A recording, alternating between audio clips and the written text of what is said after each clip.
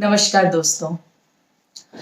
आज मैं आपको सुनाऊंगी अकबर और बीरबल कैसे मिले और कैसे अकबर ने ये डिसाइड कर लिया कि ये मेरे 9 रत्नों में से एक रत्न बनेंगे। तो हुआ क्या दोस्तों कि अकबर बादशाह के बारे में तो हम सब जानते हैं कि बहुत ही यंग एज में वो बादशाह बन गए थे। और बादशाह बनने के बाद क्योंकि उनको बादशाह वाली जिंदगी जीनी थी तो वो हर वो कार्य कर रहे थे जो एक राजा करता है, और इसी का एक बहुत ही महत्वपूर्ण हिस्सा था शिकार करना। उनको बचपन से ही शिकार करने का बहुत शौक था दोस्तों, और वो जमाना ही ऐसा था कि राजा लोग शिकार पे निकलते थे, कई कई दिनों तक वहां रहते थे जंगलों में टेंट लगा के, और फिर जैसे ही उनका अपना कार्य पूरा हो जाता वो वापस आ जाते। तो एक बार ऐसे ही बादशाह अकबर बचपन में करते करते जब वो बड़े हो गए तो बड़े होने के बाद वो ऐसे ही जंगल पहुंचे अपनी सेना को लेके, और काफी दूर तक उनको ना कोई भी जानवर दिख नहीं रहा था। तो उन्होंने घोड़े को बहुत तेज चलाना शुरू कर दिया। चलाते चलाते ऐसा इत्तेफाक हुआ दोस्तों कि जो 4-5 लोग उस सेना में ऐसे थे जिनको रास्ते का अंदाजा था, जिनके हाथ में भोजन था, पानी था, वो कहीं ना अलग भटक गए, और राजा और उनके 3-4 सैनिक बिल्कुल अलग भटक गए। धीरे धीरे शाम होने लगी और बादशाह अकबर को इस बात का अंदाजा हुआ कि वो लोग राह भटक चुके हैं, और फिर भी हिम्मत करके, क्योंकि वो एक राजा थे, तो उन्होंने कहा नहीं कोई बात नहीं, हम ढूंढेंगे। एक समय ऐसा आया कि वो उस जगह पहुंचे जहां से उन्हें 3 रास्ते दिखाई दिए दोस्तों। थोड़ा सा सुकून मिला, लेकिन सबसे बड़ा मतलब जो कंफ्यूजन था वो ये था कि अब इन तीनों में से आगरा जो उनकी राजधानी थी वहां के लिए कौन सा रास्ता जाएगा। सोच ही रहे थे कि उन्होंने देखा कि एक छोटा नन्हा सा बालक जो है दोस्तों पैदल चलता चलता एकदम अपने में मग्न होकर वहां से निकल रहा है। तो राजा ने उसी को रोका और बोला, ये बालक तू ही बता कि इन तीनों में से कौन सा रास्ता है जो आगरा तक जाएगा।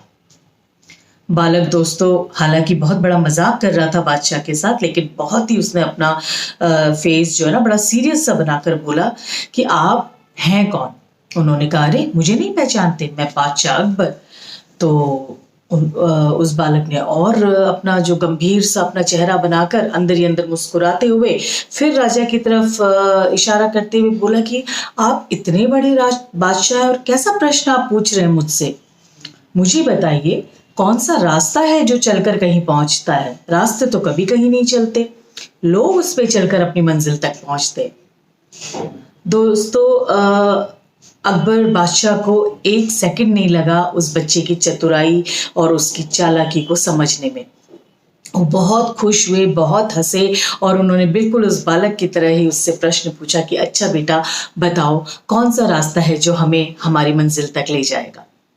तो उस बालक ने उन्हें रास्ता दिखा दिया, लेकिन जाने से पहले बादशाह अकबर ने अपनी जो अंगूठी थी ना दोस्तों वो खोली और उस बालक को दी कि अभी तुम बहुत छोटे हो बेटा, जब बड़े हो जाओगे ना तो मेरे महल में जरूर आना, और हो सकता है मैं तुम्हारी कोई बहुत अच्छी मदद कर पाऊं, क्योंकि जिस तरह के तुम हो बुद्धिमान, शायद तुम मेरे बहुत काम आने वाले हो।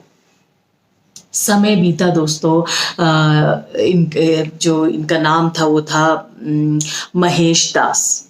बीरबल को महेश दास उनका एक्चुअल नेम था। तो महेश दास बड़ा हो गया समय के साथ दोस्तों, और एक दिन अचानक उसको ऐसे सफाई करते हुए बादशाह की अंगूठी मिली। बादशाह की अंगूठी मिली तो उसको लगा, यार मैं कोई ऐसा बहुत अमीर लड़का तो हूं नहीं, ऐसा मेरी फैमिली नॉर्मल सी है, तो चलो चलता हूँ बादशाह के पास, देखता हूँ क्या हो सकता है। वो बादशाह के महल पहुंचा, लेकिन बाहर जो उनके चौकीदार खड़े होते हैं उन्होंने उसे रोक लिया कि इतने तुम निम्न दिखने वाले इंसान, राजा तुम्हें क्यों बुलाएंगे। तो उन्होंने राजा की जो अंगूठी थी उस चौकीदार को दिखाई दोस्तों। वो चौकीदार उस अंगूठी को लेके अंदर गया और तुरंत ही इनको अंदर बुला लिया गया। महेश दास को अंदर आने का मौका मिल गया। पूरी महफिल मतलब पूरा जो उनका शासन था ना दोस्तों उस समय बड़ा ही गंभीर, कुछ किसी उलझन में उलझा हुआ था, और सारे राजा वहीं थे, सारे मंत्री वहीं थे, काफी भीड़ लगी थी। तो राजा ने बादशाह अकबर ने मनी मन सोचा कि ये एक बहुत अच्छा मौका है कि इतने लोगों के बीच में मैं इस बच्चे की एक परीक्षा ले डालूं और इसकी बुद्धिमानी अभी भी वैसी है या नहीं है उसका पता लगा लूं। तो उन्होंने कहा, देखो बेटा महेश दास, मैं मानता हूँ कि तुम वही होगे, तुमने मेरी अंगूठी दिखाई है, लेकिन बचपन के और अब की जो तुम्हारी जो शक्ल है ना वो पूरी बदल चुकी है, तो मुझे विश्वास नहीं हो पा रहा है। तो इसलिए मैं तुमसे 3 प्रश्न पूछूंगा और उसका आंसर जब तुम मुझे दोगे तो उसी के बेसिस पे मैं ये डिसाइड करूंगा कि तुम वही महेश दास हो या नहीं हो। उसने कहा जी हुजूर, कोई प्रॉब्लम नहीं है। तो पहला जो प्रश्न था, बादशाह ने पूछा कि मुझे ये बताओ, अल्लाह जो है ना वो कहाँ रहते हैं? अल्लाह किसी को दिखते क्यों नहीं है? मुझे बताओ, खुदा का वजूद क्या है और कैसे वो हमें फील कराते कि वो है? तो बहुत ही आसान था। उसने कहा, बादशाह मैं आपसे विनम्र निवेदन करता हूँ कि आप किसी अपने सैनिक को भेज के या दास को भेज के 1 ग्लास दूध मंगवा दीजिए और उसमें खूब सारी चीनी डलवा के लाइएगा। दास आ गया खूब सारी चीनी वाला दूध लेके और अच्छे से उसने दूध में चीनी को घोला हुआ था।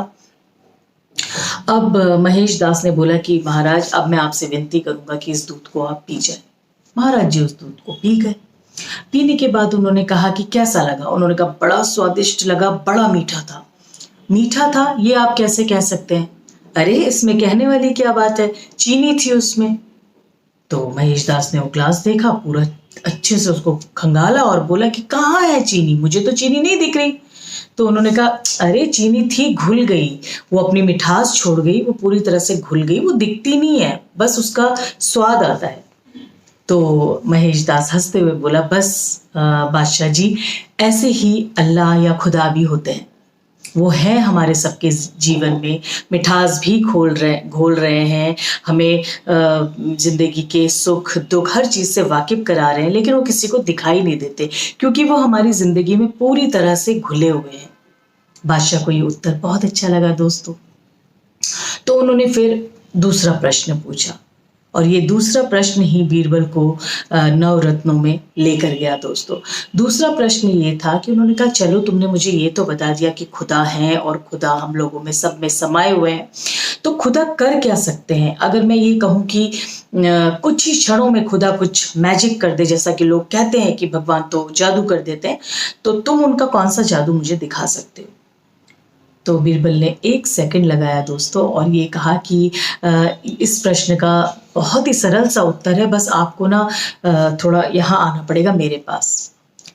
बादशाह आ गए उसके पास और बिल्कुल ऐसे खड़े हो गए कि बोलो हाँ मैं आ गया हूँ। उन्होंने कहा, अब मुझे आपकी कुर्सी पे जाके, सिंहासन पे जाके बैठना पड़ेगा। तो बादशाह ने कहा, कौन सी बड़ी बात है, जाओ बैठो। बीरबल जाके उनकी कुर्सी में बैठ गया दोस्तों और बिल्कुल राजा की तरह बिहेव करने लगा और बोला कि बादशाह अब कुछ समझे आप? तो उन्होंने एक क्षण लगाया और वो मुस्कुराने लगे।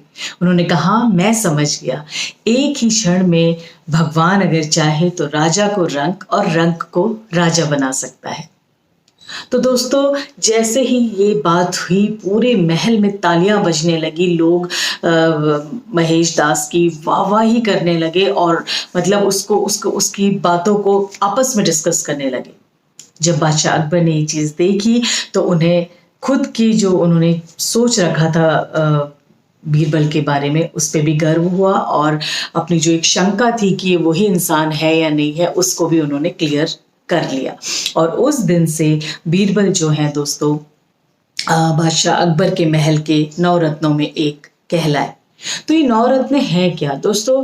अकबर बादशाह जो क्या करते थे कि जो भी अपनी फील्ड में माहिर होता था, कोई संगीतज्ञ था, कोई बहुत अच्छा गणितज्ञ था, कोई बहुत अच्छा प्लानर था, तो उनको ना वो रत्नों का की एक औहदा देते थे कि डेजिग्नेशन जो होता है वो देते थे और उन्हें रत्नों के रूप में अपने महल में रखते थे और उनकी कही हुई बातों को बिल्कुल आंख बंद करके उन पे विश्वास करते थे और जो भी वो सजेशन दिया करते थे उसको फॉलो करते थे। तो इसी तरीके से अगर आप अकबर और बीरबल की प्राचीन कहानियां पढ़ेंगे दोस्तों तो आपको बहुत हंसी आएगी, क्योंकि बीरबल का हर प्रॉब्लम को जो सॉल्यूशन वो निकालते थे वो बहुत ही फनी होता था, कहीं भी उसमें ना सीरियसनेस नहीं होती थी। एक किसी भी कठिन से कठिन परिस्थिति को वो बहुत ही हंसी वाले माहौल में बदल के वहाँ उसका एक हल निकाल देते थे, लाइफ को इजी बना देते थे और इस वजह से बादशाह अकबर ने उन्हें हमेशा बहुत सम्मान दिया, हमें हमेशा अपने पास रखा। अब अपने अगले ब्लॉग में दोस्तों मैं आपको इनकी कोई ना कोई एक मज़ेदार सी कहानी सुनाऊंगी, ताकि आप जान सके कि कैसे जो है बीरबल आंसर किया करते थे या कैसे किसी सिचुएशन को टैकल किया करते थे।